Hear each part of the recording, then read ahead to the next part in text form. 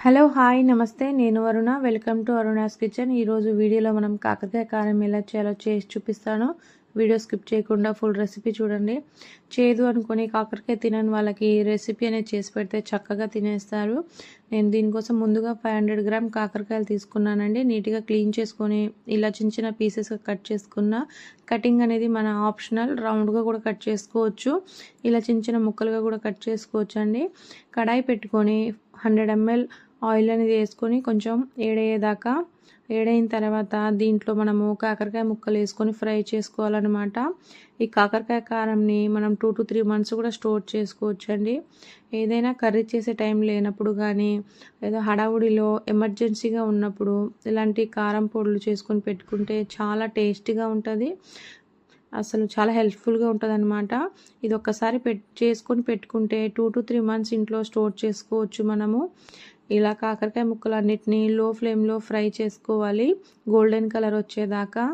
లో ఫ్లేమ్లో చేసుకోవడం వల్ల ఇవి మంచిగా ఫ్రై అయ్యి టేస్ట్ అనేది చేంజ్ అవ్వకుండా ఉంటుంది. కొంచెం హై ఫ్లేమ్లో చేసుకోవడం వల్ల మాడిపోతాయి అన్నమాట. ఇగో వీడియోలో చూపిస్తున్న విధంగా ఫ్రై చేసుకోవాలి. వీటిని మనం తీసుకుందాం. మిగతావన్నీ కూడా అలానే ఫ్రై చేసుకోవాలండి, కొన్ని కొన్ని వేసుకుంటూ. చాలా సింపుల్గా చేసుకోవచ్చండి, అంతే టేస్టీగా కూడా ఉంటుంది. పిల్లలకి ఇలా చేసి పెడితే అసలు కాకరకాయ అనే కూడా తెలియదు. చాలామంది పిల్లలు కాకరకాయ తినడానికి ఇష్టపడరు. ఇలా చేసి పెడితే చక్కగా నెయ్యి వేసుకొని తినిపించేస్తే అసలు వాళ్ళు కాకరకాయ తిన్నామన్న ఫీలింగ్ కూడా రాదు.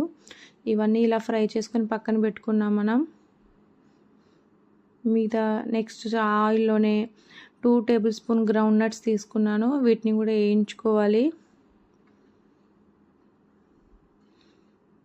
వీటిని వేయించుకొని కూడా పక్కన తీసుకుంటున్నా. అలానే కొన్ని ఫ్రెష్ కరివేపాకండి, వీటిని కూడా వేయించుకోవాలి. ఇదంతా లో ఫ్లేమ్లో చేసుకోవాలన్నమాట. నెక్స్ట్ ఇంకో కడాయి పెట్టుకొని నేను 1.5 spoon ధనియాలండి, వీటిని కొంచెం వేయించుకోవాలి. దీన్ని మనము ఆయిల్లో కూడా ఫ్రై చేసుకోవచ్చు, ఆప్షనల్ అనమాట. 1 spoon జీలకర్ర తీసుకున్నాను, వీటిని డ్రైగా ఫ్రై చేసుకుంటున్నా. ఇవన్నీ ఫ్రై చేసుకున్నాం కదా, పక్కన పెట్టుకున్నాము. ఇది కొంచెం కంప్లీట్లీ చల్లారాలన్నమాట. ఒక మిక్సీ జార్ తీసుకొని వేయించుకున్న ధనియాలు, జీలకర్ర, పల్లీలు, కొన్ని కరివేపాకు, వీటిని దీంట్లో 2 tablespoon కారం తీసుకుంటున్నాను. 1 స్పూను సాల్ట్ అండి. సాల్ట్ టేస్ట్కి తగ్గట్టు అడ్జస్ట్ చేసుకోవచ్చు. కావాలంటే కారం కూడా తక్కువ అయితే కూడా వేసుకోవచ్చు అనమాట. 2 tablespoon అది కరెక్ట్గా సరిపోతుంది. ఇలా పౌడర్ లాగా గ్రైండ్ చేసుకోవాలి. దీంట్లో నెక్స్ట్ మనము ఫ్రై చేసుకున్న కాకరకాయ ముక్కల్ని వేసుకుంటున్నాం. పైన 1/2 teaspoon పసుపు, అలానే కొన్ని గార్లిక్ వేసుకుంటున్నా. గార్లిక్లో కొన్ని పొట్టు తీసినవి ఉన్నాయి, కొన్ని పొట్టు తీయనివి ఉన్నాయండి. అది మన ఇష్టం అన్నమాట. ఇలా అయితే చాలా బాగుంటుంది. కొంచెం చిన్న లెమన్ అంతా చింతపండు వేసుకుంటున్నాను. చింతపండు అనేది ఆప్షనల్. ఇలా వేస్తే అన్నంలో తినేటప్పుడు కొంచెం టేస్టీ చాలా బాగుంటుంది. మీరు ట్రై చేయండి ఒకసారి. ఇలా మొత్తం ఒకసారి గ్రైండ్ చేసుకొని ఒక బౌల్లో తీసుకుందాం. చూసారు కదా, కాకరకాయ కారం రెడీ అయిపోయిందండి. దీన్ని ఇలా పిల్లలకు కూడా నెయ్యితో కలిపి తినిపించేయవచ్చు. వాళ్ళకి అసలు కాకరకాయ అనేది తెలియదు. నేను ఇలా కొన్ని కాకరకాయలు పక్కన ఉంచుకున్నాను ఫ్రై చేసినవి. అలానే కొన్ని పల్లీలు, కొన్ని కరివేపాకు కూడా పక్కన పెట్టుకున్నా. వీటిని ఇలా మిక్స్ చేసుకుందాము.